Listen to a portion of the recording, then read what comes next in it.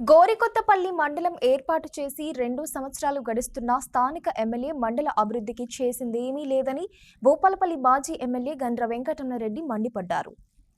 పట్టాలు లేని భూములకు పట్టాలివ్వాలని గోరికొత్తపల్లి మండల కేంద్రంలో బీఆర్ఎస్ మండల పార్టీ అధ్యక్షులు ఎంఏ హమీద్ ఆధ్వర్యంలో రైతులు బీఆర్ఎస్ నాయకులు ధర్నా నిర్వహించారు. ఈ కార్యక్రమంలో ముఖ్య అతిథిగా భూపాలపల్లి మాజీ ఎమ్మెల్యే గండ్ర వెంకటరమణారెడ్డి, జయశంకర్ భూపాలపల్లి జిల్లా బీఆర్ఎస్ అధ్యక్షురాలు గండ్ర జ్యోతి పాల్గొన్నారు. మా ప్రభుత్వంలో 391 పట్టాలకు అడుగులు వేసి 40కి పైగా పట్టాలిచ్చామని, స్థానిక ఎమ్మెల్యే ఎన్నికల ముందు అధికారం చేపట్టిన నెల రోజుల్లో గోరికొత్తపల్లి భూముల సమస్యలు తీర్చి పట్టాలిస్తామని చెప్పి ఇప్పటికీ 2 సంవత్సరాలు దాటినా వాటిని పట్టించుకోలేదన్నారు.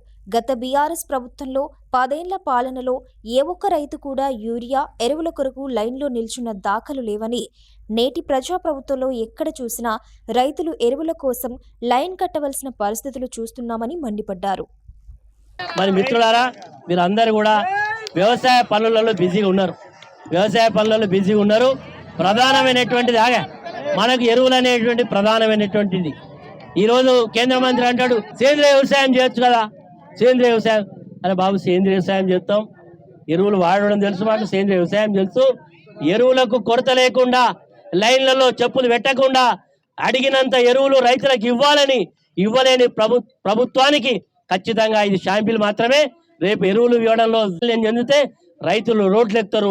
వారితో పాటు మేము రోడ్లెక్కి ఈ ప్రభుత్వాన్ని మెడలు వంచే కార్యక్రమం చేయడం జరుగుతుంది. కాబట్టి తక్షణమే ముఖ్యమంత్రి, కేంద్రంలో ఉండే నరేంద్ర మోడీ గారు, అదేవిధంగా కేంద్ర వ్యవసాయ మంత్రి, ఇక్కడుండే వ్యవసాయ మంత్రి వట్టి మాటలు కట్టిపెట్టి రైతులకు మేలు చేసే కార్యక్రమం చేయండి. రైతులకు నీళ్ళు ఇచ్చే కార్యక్రమం చేయండి. పంట పొలాలను ఎండిపోకుండా చూడండి. ఇప్పటికే రాష్ట్రంలో కరువు ఛాయలు ఉన్నాయి. ఇప్పటికే నిజమైనటువంటి కాలం జూన్ 15 అయిపోయింది. దాదాపు నెల రోజులైంది. పెద్ద వర్షాలు పడలేదు. మనకి ఎప్పుడు కూడా వర్షాలన్నీ కూడా తుఫాను వర్షాలే మీద ఆధారపడ్డాం. కాబట్టి ఈరోజు మనకు జీవనధారలాగా ఎస్ఆర్ఎస్పీ కాలువలు, దేవాదాయ కార్యక్రమాలు సక్రియంగా జరగాలని కోరుకుంటూ, నీళ్ళు ఇవ్వాలని కోరుకుంటూ, డిమాండ్ చేస్తూ తక్షణం ఇవన్నీ చేయాలని కోరుకుంటూ సెలవు తీసుకుంటున్నాం.